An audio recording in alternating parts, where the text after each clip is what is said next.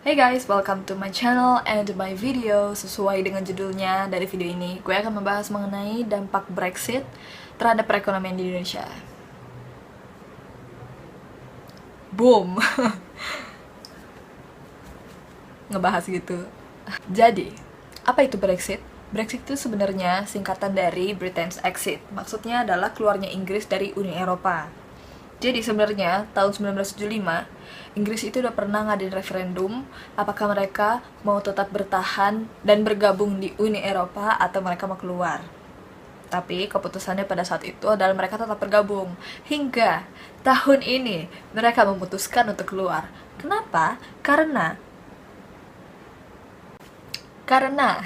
ada sekelompok golongan yang merasa bahwa sejak tahun 1975 tersebut, Uni Eropa semakin mengontrol kehidupan sehari-hari mereka. Selain itu, sebagian rakyat Inggris merasa bahwa Inggris terbebani oleh Uni Eropa, di mana Uni Eropa membuat peraturan yang dinilai banyak membatasi bisnis di Inggris. Hal lain yang menjadi pertimbangan bagi Inggris untuk keluar dari Uni Eropa adalah karena Uni Eropa menarik uang untuk biaya keanggotaan sejumlah miliaran dolar dan Inggris merasa hanya sedikit keuntungan yang diperoleh.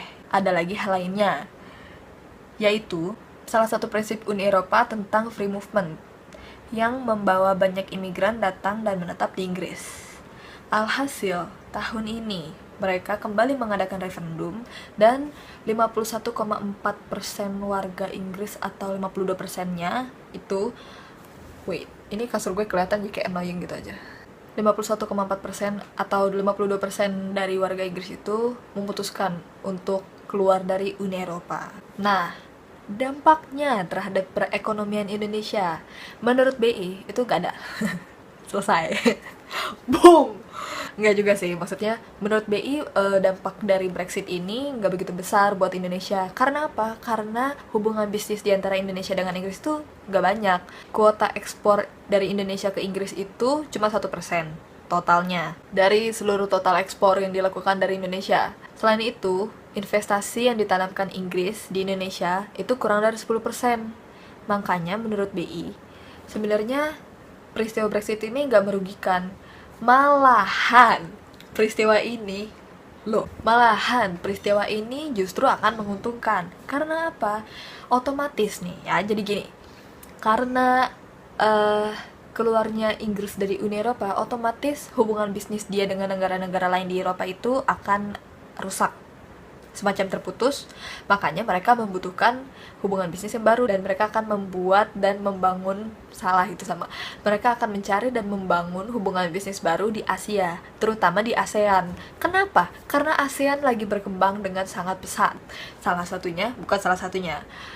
Terutama Indonesia. Kenapa? Karena Indonesia itu perkembangannya atau apanya ya, pokoknya itu 40%. Maksudnya angkanya besar. Jadi menurut gue Inggris itu melihat Indonesia sebagai ladang hijau untuk menanamkan investasi dan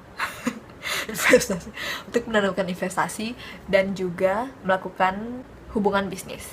Gitu sih, menurutku itu malah menguntungkan. Selain itu, untuk bisnis asuransi, menurut siapa gitu, gue tadi baca, menurut dia pokoknya, seseorang yang gue juga nggak tahu dia siapa dan gue nggak peduli dia siapa. Menurut dia, asuransi di Indonesia itu nggak akan terpengaruh. Mungkin kayak ada beberapa perusahaan asuransi yang kepemilikannya itu Inggris, maksudnya itu punya Inggris yang berkembang di Indonesia, tapi menurut beliau yang gue nggak tahu siapa dan gue lupa itu siapa dan gue nggak peduli juga dia siapa, maafin saya pak, maafin saya peduli anda siapa, saya cuma nggak inget anda siapa. Menurut dia, bisnis asuransi di Indonesia nggak akan mengalami dampak apapun dari peristiwa Brexit ini karena pengalaman krisis ekonomi sebelumnya, kejadian kayak gini nggak berdampak banyak ke asuransi, yaitu tahun 98 dan 2009 kalau nggak salah. Itu kan ada krisis ekonomi, tapi bisnis asuransi di Indonesia itu tetap berkembang. Dia tidak merugi, bahkan dia malah tetap bertambah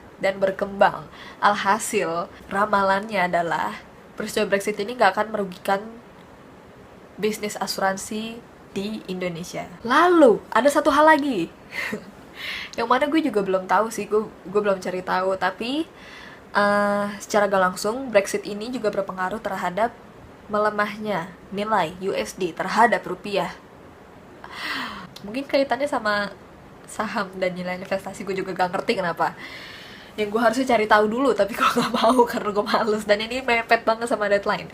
Jadi nilai USD itu melemah hari ini, sekarang tanggal berapa ya? Sekarang tanggal 2 Juli 2016. Nilai USD melemah sampai 13.000 rupiah. Paling tingginya itu 13.117 rupiah kalau nggak salah. Yang mana gue juga nggak paham kenapa. Jadi menurut gue ya udah menurut gue ya iya gak ada dampaknya. Jadi ya udah, sekian video dari saya hari ini. Gue cuma menyampaikan berita yang ada, itu gak ada pendapat gue sama sekali, tapi at least I tried, okay?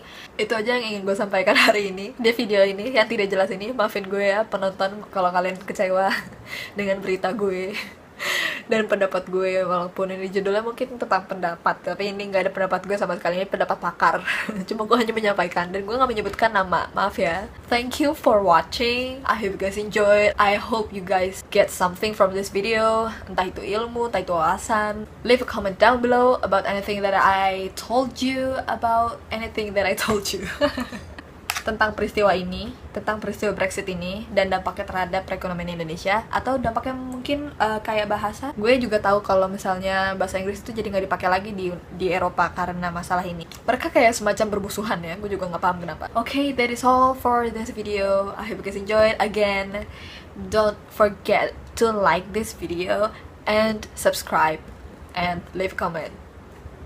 Okay. I'll see you on my next vlog. I'll see you on my next video. That one. Bye.